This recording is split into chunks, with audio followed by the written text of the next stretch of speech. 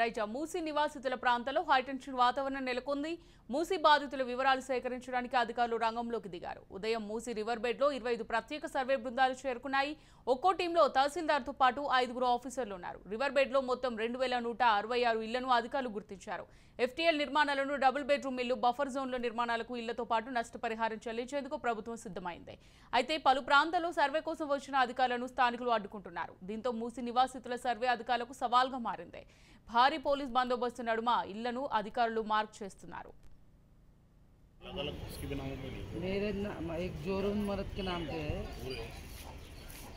మూసీ ఆక్రమణలపై తెలంగాణ రాష్ట్ర ప్రభుత్వం కీలక నిర్ణయం తీసుకుంది. ఆక్రమణలను తొలగించేందుకు ప్రత్యేక కార్యాచరణను రూపొందించినట్టు Musi river front development corporation MD Danakishore తెలిపారు. ఇదే విషయమైన బుధవారం ఆయన మీడియాతో మాట్లాడారు. మూసీ సుందరీకరణలో భాగంగా మూసీలో ప్రైవేట్ వ్యక్తులకు సంబంధించిన దాదాపు 1600 నిర్మాణాలను సర్వే ద్వారా గుర్తించినట్టు తెలిపారు. ఈ నిర్మాణాలను తొలగించాలని నిర్ణయించినట్టు చెప్పారు. అయితే ఇందుకోసం Musi river front development corporation ద్వారా ఒక కార్యాచరణను రూపొందించినట్టు దానకిషోర్ తెలిపారు. ముఖ్యమంత్రి రేవంత్ రెడ్డి ఆదేశాల మేరకు ప్రతి ఒక్క నిర్వాసితులకు డబుల్ బెడ్రూమ్ ఇళ్లను మంజూరు చేసి పునరావాసం కల్పిస్తామని ప్రకటించారు. రైట్, ఇక ఇదే అంశానికి సంబంధించి మరింత సమాచారం మా ప్రతినిధి చిన్నబాబు అందిస్తారు. చిన్నబాబు. రైట్ అమూల్య, ఈ మూసీ ప్రక్షాళనలో భాగంగా అయితే ఇప్పుడు హైడ్రా ముందుకు వెళ్తుంది. ప్రభుత్వం కూడా, రాష్ట్ర ప్రభుత్వం కూడా మూసీ ప్రక్షాళన కోసం తీవ్రమైన నిర్ణయాలు తీసుకుంటుంది. అంటే మూసీ ప్రక్షాళన చేయడం కోసం ముఖ్యంగా మూసీ పక్కన ఉన్నటువంటి, అంటే మూసీకి ఆనుకొని ఉన్నటువంటి ఇల్లులు ఏవైతే ఉన్నాయో, అంటే ఆక్రమణలకు గురైనటువంటి ఇల్లులు ఏవైతే ఉన్నాయో వాటన్నిటిని తొలగిస్తేనే మూసీ ప్రక్షాళన అనేది సాధ్యమని చెప్పేసి భావించిన ప్రభుత్వం ఇప్పుడు మూసీ పైన ఫోకస్ చేసింది. దీనిలో భాగంగానే ఈ రోజు ఎంఆర్ఓలు, ఇటు కలెక్టర్లు, కొంతమంది బృందాలతో కలిసి దాదాపు 25 బృందాలు మూసీ చుట్టుపక్కల ఉన్నటువంటి ఇళ్లలో సర్వే చేపడుతున్నారు. ఇప్పటికే దీనికి సంబంధించి రాష్ట్ర ప్రభుత్వం ఉత్తర్వులు జారీ చేసింది వాళ్ళకి.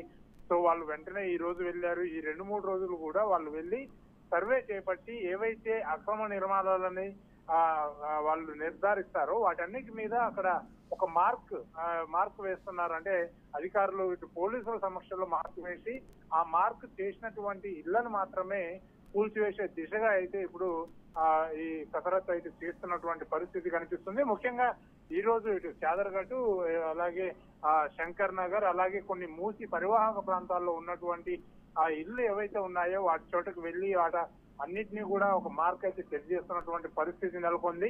మరోవైపు ఏదైతే మూసీ పరివాహక ప్రాంతాల్లో నివసిస్తున్నటువంటి ప్రజలు ఉన్నారో వాళ్ళందరినీ ఖాళీ చేయించాలి. అధికారులు, ఇటు కలెక్టర్లు, అధికారులు వెళ్లి ప్రజలతో మాట్లాడి ఖాళీ చేయించాలి, త్వరగా వారంలోగా ఖాళీ చేయించాలని చెప్పేసి ఇటు రాష్ట్ర ప్రభుత్వం కూడా వీళ్ళకి కీలకమైనటువంటి ఆదేశాలు జారీ చేసింది.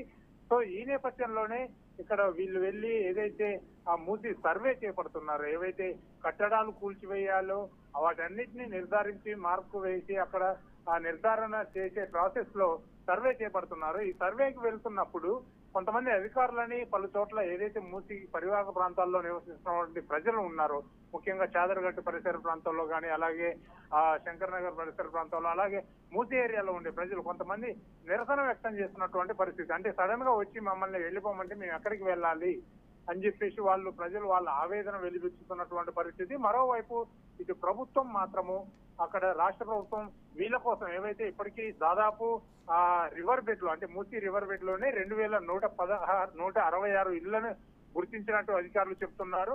దాదాపు అంటే ఈ హైదరాబాద్ లో 55 కిలోమీటర్ల మేర ఉన్న మూసీ ప్రాంతంలో 13,000 ఆక్రమణలకు గురైనట్టు అధికారులు అయితే గుర్తించడం జరిగింది. ఇప్పుడు 2166 ఇళ్లను అయితే గుర్తించారు.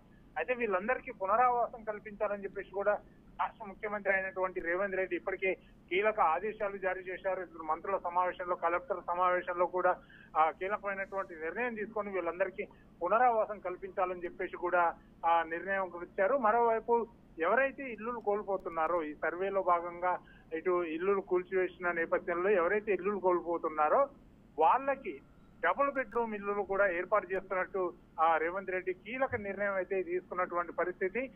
దాదాపు 15,000 ఇల్లులు డబుల్ బెడ్రూమ్ ఇల్లులను కూడా దీనికోసం ఏర్పాటు చేసినట్టు మనకు తెలుస్తుంది. సో వీళ్ళందరినీ కూడా అక్కడికి తరలించాలి. అలాగే ఆ నిర్వాసితులు ఎవరైతే మూసి నిర్వాసితులు ఎవరైతే ఉన్నారో వాళ్ళందరినీ కూడా వెంటనే వాళ్ళకి నష్టపరిహారంతో పాటు బఫర్ జోన్ లో ఉన్నటువంటి ఇళ్లకు నష్టపరిహారంతో పాటు డబుల్ బెడ్రూమ్ ఇల్లు కూడా ఇచ్చే దిశగా అయితే ప్రభుత్వం అడుగులు వేస్తుంది. సో బాధితుల కోసం ఇప్పటికే 15,000 ఇళ్లను కూడా ఏర్పాటు చేశారు. ఈ 2-3 రోజుల్లో ఈ భూ నిర్వాసితులు ఏవైతే మూసి నిర్వాసితులు ప్రజలు ఉన్నారో వాళ్ళందరినీ ఖాళీ చేపించి ఈ వీకెండ్ లో శని ఆదివారాల్లో హైడ్రా బుల్డోజర్లు అక్కడికి వెళ్లి ఆ మూసి ప్రక్షాళన చేపట్టే దిశగా అయితే అక్కడ ఉన్నటువంటి ఇళ్లను అన్నింటినీ కూడా కూల్చివేసే అవకాశం అయితే ఉన్నట్టు మనకి కనిపిస్తుంది. అమూల్య రైట్ బాబు, ఇప్పుడు మనం చూసినట్టయితే మూసి నిర్వాసిత ప్రాంతాల్లో ఈ సర్వే ఏదైతే ఉందో ఇది అధికారులకు ఒక సవాల్గా మారినట్టు తెలుస్తుంది. సో నష్టపరిహారం ఇచ్చి డబుల్ బెడ్రూమ్ ఇళ్లను మంజూరు చేస్తామని చెప్పిన కొన్ని ప్లేసెస్ లో అయితే స్థానికులు అధికారులను అడ్డుకుంటున్నట్టుగా తెలుస్తుంది. సో దీన్ని ఏ విధంగా చూడొచ్చు అంటారు? అంటే ఇప్పటి వరకు వాళ్ళు ఎన్నో ఏళ్ల నుంచి ఇక్కడ మూసి పరివాహక ప్రాంతాల్లో ఇల్లు కట్టుకొని రిజిస్ట్రేషన్ కూడా చేయించుకొని, అంటే గత ప్రభుత్వంలో అక్కడ ఇల్లులు కట్టుకున్న వారు ఎవరైతే ప్రజలు ఉన్నారో వాళ్ళు గత ప్రభుత్వంలో రిజిస్ట్రేషన్ చేసుకున్న డాక్యుమెంట్స్ కూడా వాళ్ళ దగ్గర ఉన్నాయి. కొంతమంది ఆక్రమణలు చేసుకొని కట్టుకున్నటువంటి వారు ఉన్నారు. అంటే ఏళ్ల తరబడి 10, 20, 30, 40 సంవత్సరాల నుంచి కూడా ఈ మూసి పరివాహక ప్రాంతాల్లో బ్రతుకుతున్నటువంటి అంటే జీవనం కొనసాగిస్తున్నటువంటి ప్రజలు ఉన్నారు. సో వాళ్ళని ఒక్కసారిగా వెళ్లి ప్రభుత్వం ఇక్కడి నుంచి మీరు ఖాళీ చేయాలి అంటే వాళ్ళు ఖాళీ చేయడానికి విముఖత చూపుతున్నటువంటి పరిస్థితి నెలకొంది. కానీ ప్రభుత్వం మాత్రం మూసి ప్రక్షాళన కోసమే 10,000 కోట్లు కేటాయించింది.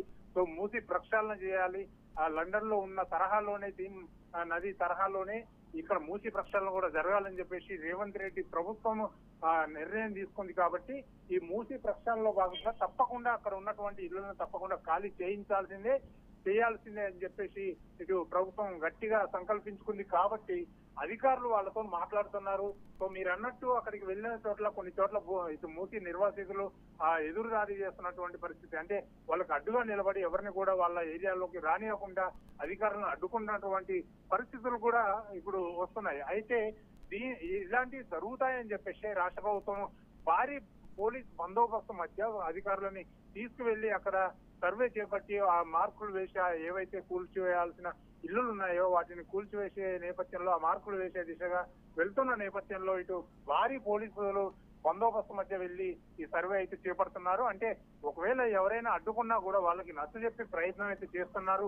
ఒకవేళ వినకుంటే మాత్రం తప్పకుండా వాళ్ళని స్టేషన్ కు కూడా తరలించి కౌన్సిలింగ్ ఇచ్చి వాళ్ళందరికీ నచ్చజెప్పి వాళ్ళకి డబుల్ బెడ్రూమ్లు ఉన్నాయి, అలాగే నష్టపరిహారం ఉంది. కాబట్టి ఎట్టి పరిస్థితుల్లోనూ మూసి ప్రక్షాళనలో భాగంగా అక్కడ ఉన్నటువంటి ప్రజలు ఎవరు ఎదురొచ్చినా సరే ఎవరు అడ్డుకున్నా సరే వాళ్ళకు నచ్చజెప్పి ఎలాగోలా చెప్పి వాళ్ళని అక్కడి నుంచి ఖాళీ చేయించి మొత్తానికి ఆ ఇల్లు కూల్చేసి మూసి ప్రక్షాళన చేపట్టాలని ఇటు ప్రభుత్వం నిర్ణయం తీసుకుంది. కాబట్టి ఎవరు వచ్చినా కూడా ఈ సర్వే కూడా ఆగే పరిస్థితి అయితే కనబడడం లేదు. అమూల్య రైట్ బాబు, ఇప్పుడు మనం చూసినట్టయితే కొందరైతే ఆరోపిస్తున్నారు రేవంత్ రెడ్డి తన కంటిని తానే పోర్చుకున్నారు ఈ హైడ్రా వల్ల, సొంత పార్టీ నేతల నుంచే నెగిటివిటీ ఎదుర్కొంటారు అని చెప్పేసి కొంతమంది అయితే ఆరోపిస్తున్నారు. ఈ ఆరోపణను ఏ విధంగా చూడొచ్చు అంటారు?